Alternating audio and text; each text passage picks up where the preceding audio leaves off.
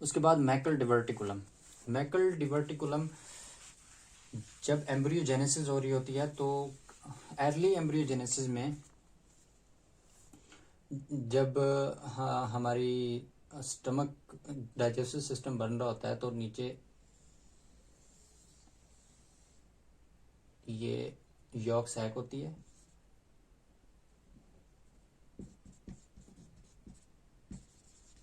York sac, तो वहाँ ऐसे एम्ब्रियो बन रहा होता है और ऊपर की तरफ यहाँ पर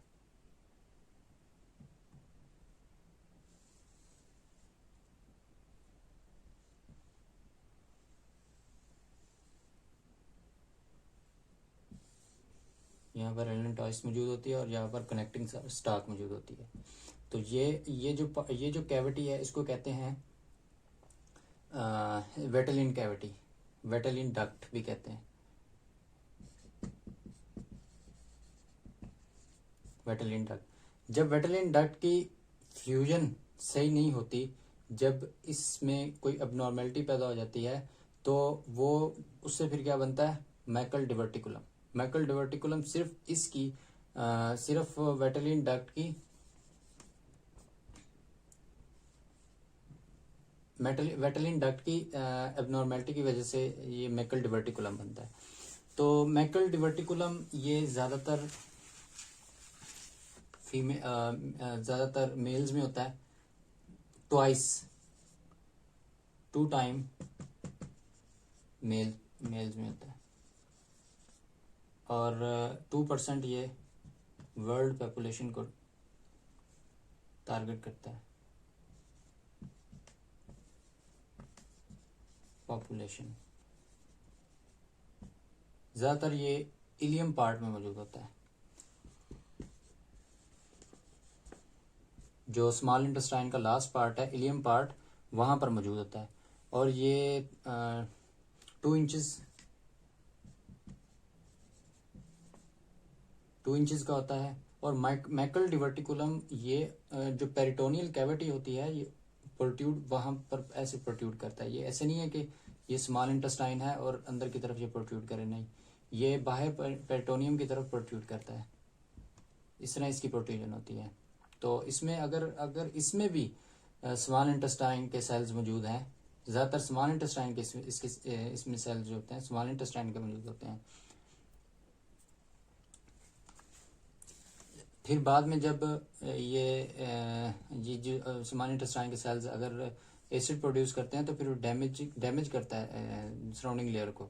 सराउंडिंग लेयर को जब डैमेज करेगा तो वहाँ पर अल्सर हो जाएगा। तो अल्सर जब हो जाता है तो इसमें फिर ब्लीडिंग होती है, जिसको ओकल्ट ब्लीडिंग होती है, यानी कि अजीब तरह की यहाँ पे ब्लीडिंग होती है, क्योंकि ये सराउंडिंग लेयर को डैमेज कर देता है। सराउंडिंग मिकोजल एंट्रोसाइट्स जो होते हैं वहाँ पर उसको डैमेज करता है। अच्छा, 2% ये 2 इंचेस होता है, यानी कि 5 सेंटीमीटर का होता है ये। और ये इलियोसिकल एक वाल्व होता है हमारे, ये एम्बेलिकस, और यहाँ पर ये राइट लोअर जो फ्लैंक होता है, राइट लोअर फ्लैंक के नीचे जो अपर प्यूबिक रीजन होता है वहाँ पर ये इलियोसिकल वाल मौजूद होता है। वहाँ से ये 60 सेंटीमीटर वहाँ पर, यानी कि 60 सेंटीमीटर वहाँ से दूर होता है। और जब बेबी 2 ईयर का होता है तब ये सिम्टोमेटिक हो जाता है,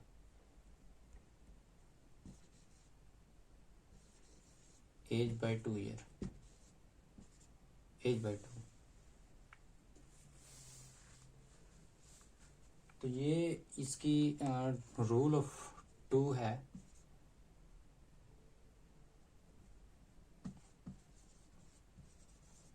रूल ऑफ 2s, इसको याद करने का तरीका कि 2% ये मेल्स में होता है, 2% वर्ल्ड पॉपुलेशन को ये टारगेट करता है, यानी कि वर्ल्ड पॉपुलेशन 2% डैमेज होती है इससे।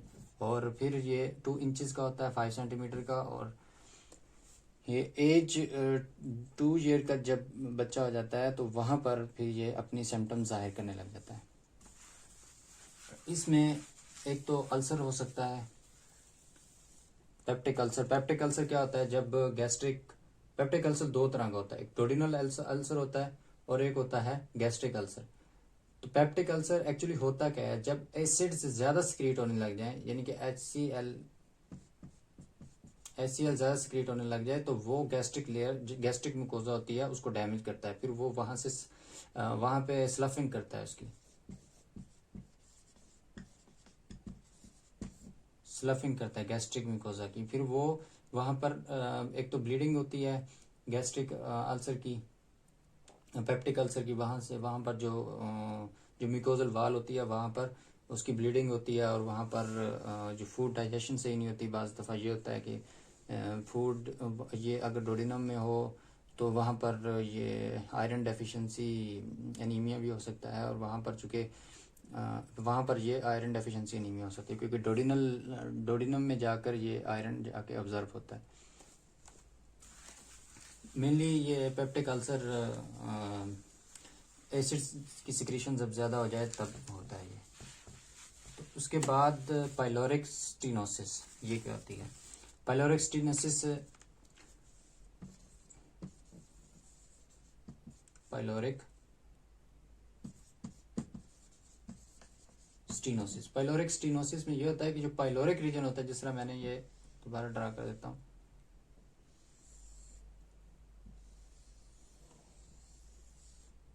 ये जो हमारे स्टमक का पाइलोरिक रीजन होता है, यहाँ पर ये तो एंट्रम हो गया, और ये ग्रेटर लेसर कर्वेचर हो गया, और ये ग्रेटर कर्वेचर हो गया ये वाला, और ये लेसर कर्वेचर हो गया।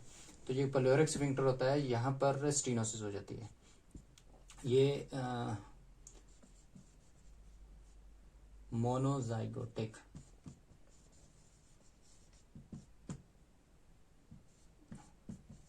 मोनोजाइगोटिक ट्विंस में ये ज़्यादा होता है, ये तकरीबन 200 फोल्ड ज़्यादा होता है। और डाइगोजाइगोटिक,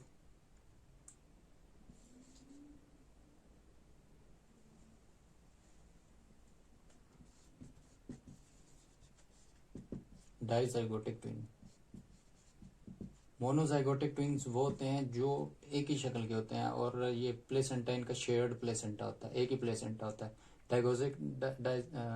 डाइजाइगोटिक ट्विंस होते हैं जिनमें प्लेसेंटा अलग अलग होते हैं, और शक्लें एक जैसी नहीं होती। इनमें तकरीबन 2 फोल्ड्स होते हैं, दो, मतलब कि इसमें अगर 200% होता है तो इसमें 2% होता है, तो इसमें रेयर चांसेस होते हैं। तो जब बच्चे को मदर फीड के ज़रिए एजिथ्रोमाइसिन एंटीबायोटिक्स,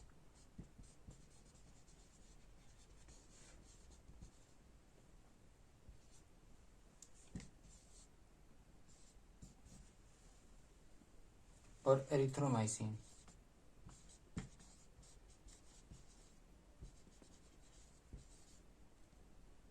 एजिथ्रोमाइसिन और एरिथ्रोमाइसिन अगर बच्चे को दी जाए तो मदर मिल्क के ज़रिए, तो या फिर इंट्रावेनसली दी जाए, तो वो फिर वो क्या करते हैं, वो पाइलोरिक स्फिंक्टर, पाइलोरिक स्टीनोसिस कर देता है। स्टीनोसिस का मतलब ये होता है कि जो नैरो जो ल्यूमन है वो नैरो हो गया, यानी कि कैलिबर में ल्यूमन का जो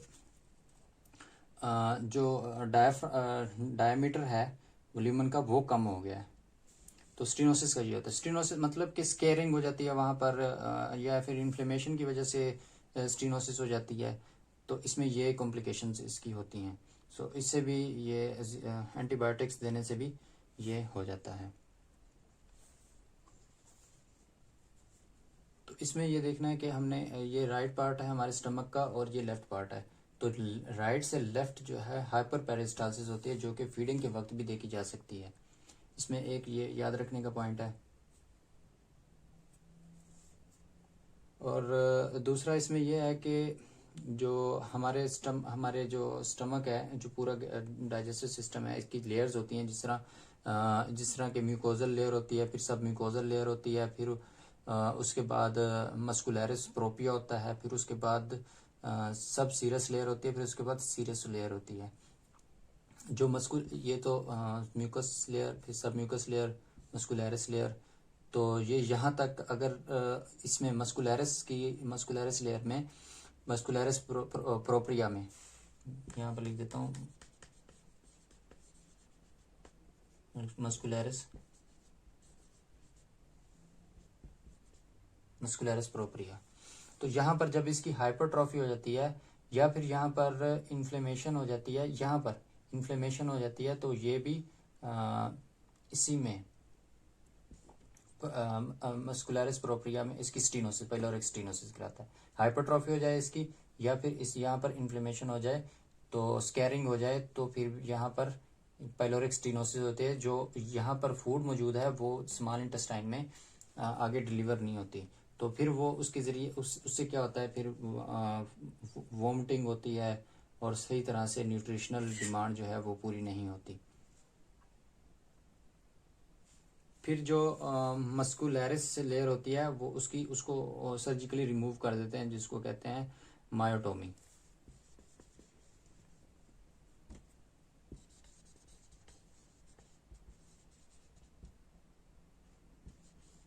इसको कहते हैं मायोटोमी, यानी कि सर्जिकली इसको रिमूव कर दिए। यही एक प्रॉपर तरीका होता है पाइलोरिक स्टीनोसिस को ख़त्म करने का।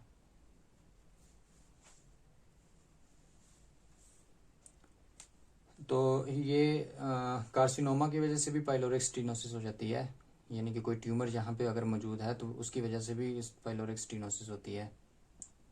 तो ये एक्वायर्ड इफेक्ट मैंने ये बताए हैं, ये इसका पाइलोरिक स्टीनोसिस का, ये जो कार्सिनोमा का बताया, ट्यूमर मेलिग्नेंट ट्यूमर हो जाता है, तो पाइलोरिक स्टीनोसिस इससे भी हो जाती है। तो ये तो था डाइजेस्टिव सिस्टम का ओवरव्यू। तो इंशाल्लाह आगे भी डाइजेस्टिव सिस्टम पर भी वीडियोस बनाएंगे। तब तक के लिए इजाज़त दीजिए। अल्लाह हाफिज़।